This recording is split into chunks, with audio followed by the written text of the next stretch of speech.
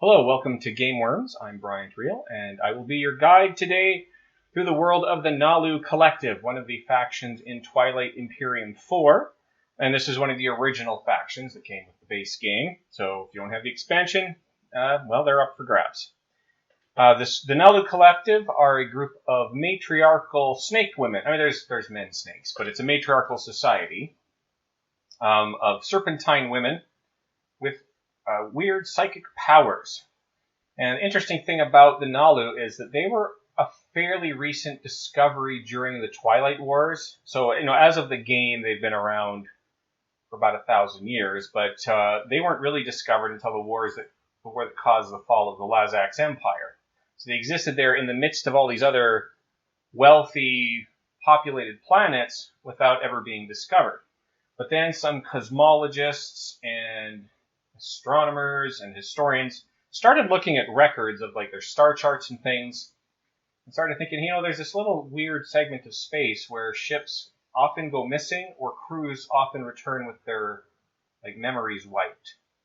And then they also noticed it's very suspicious that none of the Israel ships who go through here seem to be having this problem. Well, it turned out that Israel spies had been feeding information and technology and things like that, knowledge of the galaxy, to a secret society of these snake people, who kind of were just living in secret, using their kind of mind powers to prevent any others from discovering their presence. So they're fairly new on the scene, just from making it so that nobody could go into their area of space without forgetting what they saw. Except the Israel who knew about it, who were kind of made some deals with them. So the Naalu live around a white star called Malak. I don't know if I'm saying that correctly. And it's surrounded by two habitable planets called Drua and Maluk. So the Naalu actually originated on Maluk, but it's like a muddy bog planet, and they're not overly fond of it. So a lot of them will kind of just pretend they kind of moved themselves to another planet called Drua, which is very beautiful, pristine, verdant, and clean, and they love it there. And they're kind of trying to rewrite history to pretend that they never actually grew up in Malak, and that they're always from Drua. But what they do to keep the planet clean, so Drua being the one that they really like to live on, is they have all their factories and mines and all that on Malak, the garbage, the muddy planet. So all the pollution happens there, and most of the work is done by these enslaved creatures called the Miashan. So it's kind of low intelligence creatures that kind of do a lot of labor and stuff for the Naalu over on Naaluk. On Drua, again, a very beautiful planet. A lot of their architecture is done through crystal, so they have cities built out of crystal. Apparently, there's ships made out of crystal, as we'll look at shortly. Kind of famous for their crystal fighters. As a society, they're ruled over, again, it's matriarchal, so it's always a female leader, and the current one's name is Keshish. So not a ton has been known about them until recently, although I have been able, with my expert editing skills, been able to hobble together a bunch of security footage of a Soul Federation and Ghosts of Creus assault on a Naalu outpost.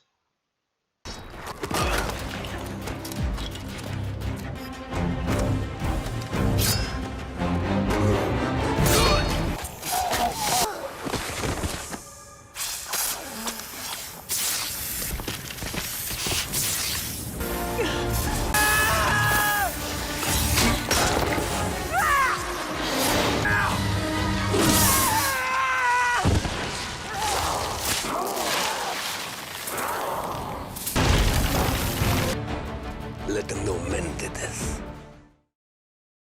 And so that's all I've been able to cobble together, but you kind of make out what's happening there, I think. So originally, on the discovery of the Naalu, a lot of the great races kind of rushed in to make friends with them, but learning that they're all psychic mind readers, and also that they're fairly arrogant. A lot of people kind of backed away. I think a lot of us have had dates like that, and so they're not as popular as they potentially could have been. All right, so how do they work in game? Well, the most famous thing about the Naalu Collective is their zero token, their initiative, but we'll get to that shortly. So let's start with their starting technology. They start with one of my favorite first level technologies, which is Neural Motivator, and Starwing Tools. So they have a yellow and a green. Starting units: 1 carrier, 1 cruiser, 1 destroyer, 3 fighters, 4 infantry, 1 space dock, and 1 PDS. So they have a lot of ships. The only downside is they only have 1 capacity ship. So this is another faction where you might be looking at a slow start that you need to kind of try to work around. Or you could be looking at some slow early expansion. Alright, so let's take a look at their faction abilities. So they are telepathic, which means at the end of the strategy phase, place the Naalu 0 token on your strategy card. You're first in initiative order, so you always know what everyone's going to do. In fact, the queen, whose name Queshish, has a special crystal, I believe, that she can actually look in, peer into, and basically read the minds of like other world leaders and things. So they always know what's up. So they always get to go first. Going first isn't always a good thing, but it definitely has its place. So some people kind of say, being able to stall and do your turns later in a round is very, very valuable because it lets you see other people act and lock up their systems before you do something, so making sure people can't retaliate and stuff. But there's definitely a lot of times you want to be able to go first, such as making a critical attack on someone before they can make an attack on you in a weaker location, or all sorts of things could play out where you need to get in there first, or playing your strategy card before somebody else, making sure you play trade to get that money before somebody plays tech. There's a lot of reasons going first can be an advantage.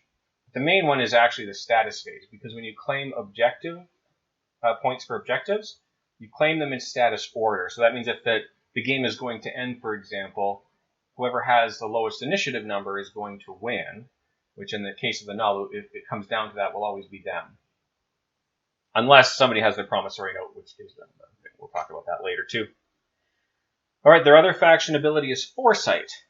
After another player moves ships into a system that contains 1 or more of your ships, you may place 1 token from your strategy pool in an adjacent system that does not contain another player's ships. Move your ships from the active system into that system. So this is really, really handy because normally if you need to retreat from a fight, you have to declare it at the beginning of a combat round, and then you can't try to retreat until the end of the round. But the Naalu can retreat before the combat starts, so right after the movement phase of the combat. And so the wonderful thing about that is that, something like the Yin's flagship ability, where it blows up and kills all the ships in the system, it can get out of there before that can trigger. So I find the Naalu Collective pretty nice defensively. They have a lot of things I think that help them be a defensive race, and that's one of them, is the ability to retreat. They'll have a couple other things later, but they're very frustrating to attack because you can chase them out of a space that you want easy enough, but you're not diminishing your fleets. If they're fleets, you're always risking some sort of counterattack. In terms of their units, they have a special fighter. So fighters are kind of one of their focuses. They have the Hybrid Crystal Fighter, starting with the Hybrid Crystal Fighter 1, which has a combat attack of 8 instead of 9. So it's just a little bit better on the attack. In terms of their faction... let's do factions technologies first. So just because we're talking about the fighter, the upgrade is the Hybrid Crystal Fighter 2. This unit may move without being transported. Each fighter in excess of your ship's capacity counts as half of a ship against your fleet pool. So normally when you get advanced fighters, the fighters can exist in space alone without being carried, but they count towards your fleet supply at that point. But these ones count only as half a ship towards fleet supply each. So that's pretty good, and their combat increases again, so now they're hitting on 7s and higher, which when you get a whole fleet of these crystal fighters, it's pretty damaging. Their other faction technology I really like. It's pretty deep into the green. This is one of the factions where I might go deep into green. Is the Neuroglaive. After another player activates a system that contains one or more of your ships, that player removes one token from his fleet pool and returns it to his reinforcements.